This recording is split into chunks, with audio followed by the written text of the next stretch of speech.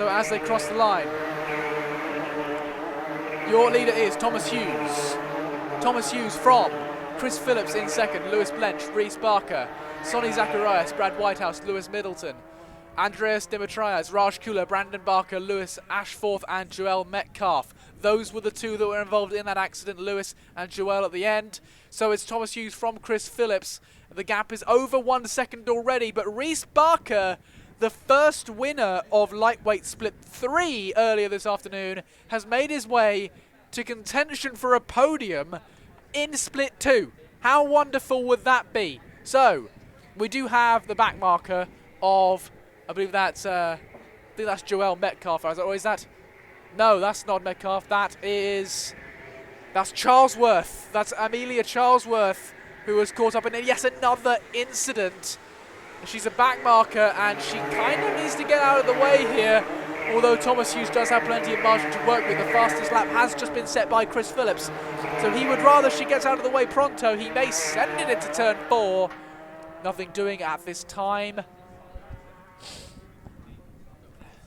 He has to stick behind, and this isn't helping. The back marker is allowing second place back into the race. Is she getting out of the way now? He goes around the outside of Amelia Charlesworth and eventually gets let through. And there's Kochi turning in on Chris Phillips despite being a lap down, getting in the way now of Lewis Blench. This is not a brilliant performance from back markers here. Definitely bringing second place into contention, making this race interesting at least. But now Thomas Hughes has the close attention of Chris Phillips, who currently has the fastest lap of this race. So in 4th place is Rhys Barker, then Sonny Zacharias, then Brad Whitehouse.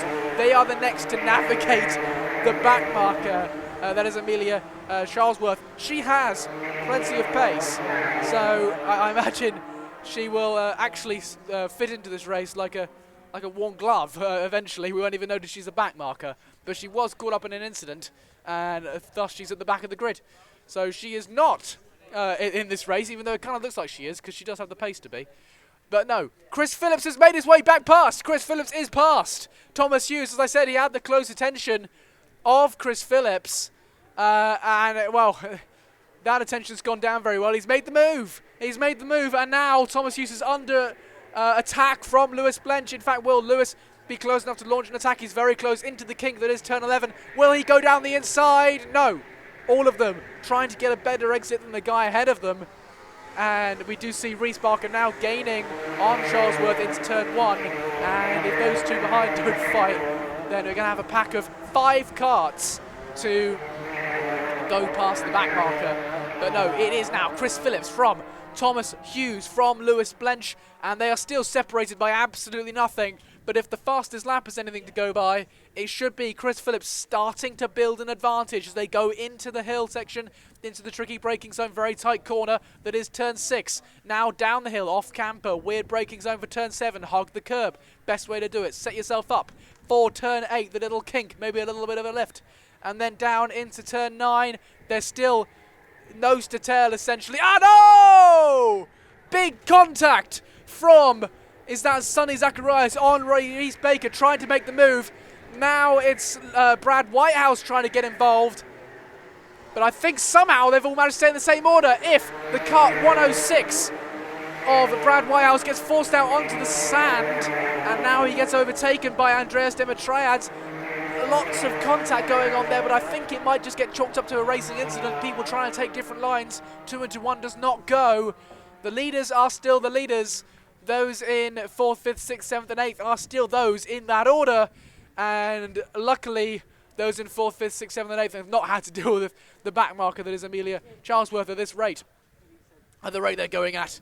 They're kicking 7 bells out of each other, so right now not much doing. But it is Chris Phillips out in front, Lewis Blench getting ever closer to Thomas Hughes. And if Thomas loses the slipstream from Chris Phillips, you have to wonder how vulnerable he's going to be with this track, of how much of a power circuit it is. But now it looks like that Lewis got the better jump out of the final corner. He's locked into the slipstream. Will he get a good run out of turn 3? Being in the slipstream up to turn 3 guarantees nothing. You need a good run. Does he get it? He is close enough to launch an attack, but Thomas covers it off. being more conservative is Lewis. He knows he has 6 minutes on the clock. We're only halfway into this race. He doesn't want to throw away a good podium now and get himself a dumb penalty. But no, Chris Phillips still has a bit of a gap. That gap over the line was about 0.4. Well, the gap to third place behind Thomas Hughes is around 0.2. So the gap is kind of growing, but all three of these guys have very similar pace. As Lewis thought about a move into turn 9, he thinks better of it. He could have gone down the inside there, I feel, but no, wait, another lap. Will he send it down the inside of the kink? Oh, that was so close. Instead opts for a better line, bit of bumping from the jumping Thomas Hughes. He doesn't seem to have any grip in the last corner. That's compromising his run down towards turn 1. The gap to Chris Phillips is still around 6/10, but he's not going to be anywhere close enough to launch an attack into turn 4. Unlike Lewis Blench, will he go down the inside? No. Thomas seems to be adopting a more naturally defensive racing line into there, just to make sure there are no wild dive bombs coming in from his competitor Lewis Blench. We're now rising up the hill to turn 6. Chris Phillips, now all he needs to do is look ahead, put in the laps. Even though he's quite close behind you, you can still focus on yourself. That is how you're going to win this race, but side by side and going through the kink. Is Lewis going to have a better run? No. He was side by side through turn 7. He could have set himself up through turn 8. I think he did, but he didn't have the kick. He didn't have the power. Again, he looks down the inside into turn 11. You never go down the inside of turn 11. That's going to end with someone on their head. That's ridiculous. But into turn 1 now. Kart 1-1-1 behind Kart 1-1-3. The gap to the leader is now 1 second, as those two have been going side by side. There are 4 minutes left on the clock, and Lewis is starting to get a little bit more desperate. Thomas, again, half racing line, half defensive line. Lewis thinks about the inside. He was certainly tighter to the corner, but nothing doing. Has to follow him through turn 5, now up the hill. Chris is starting to eke out his advantage. Meanwhile, the fight for 5th, 6th, 7th and 8th is still line astern, but not much going on. Those lot not making moves on each other. Unlike Lewis Jolly, again, poking his nose down the inside. He gets a better run into turn 9, but not close enough once again.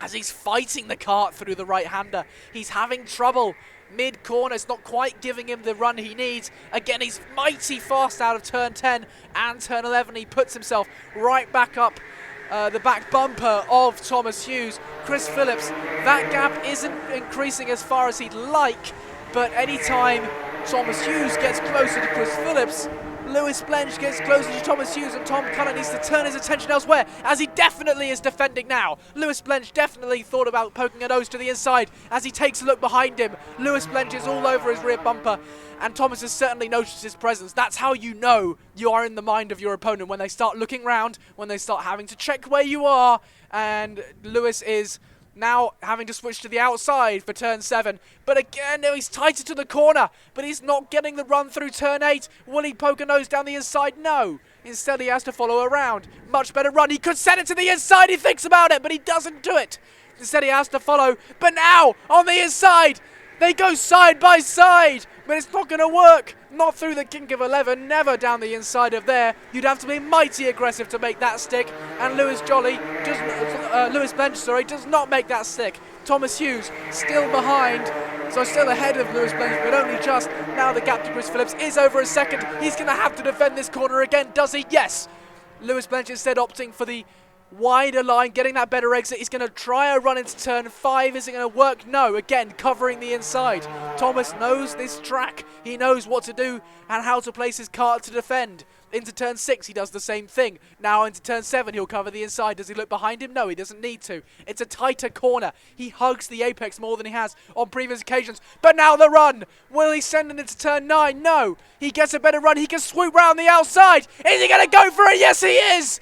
Down the inside, Lewis Blench makes a superb move on Thomas Hughes. That was coming. It was coming for a few laps. And now he has maybe 2-3 laps to set off after the leader.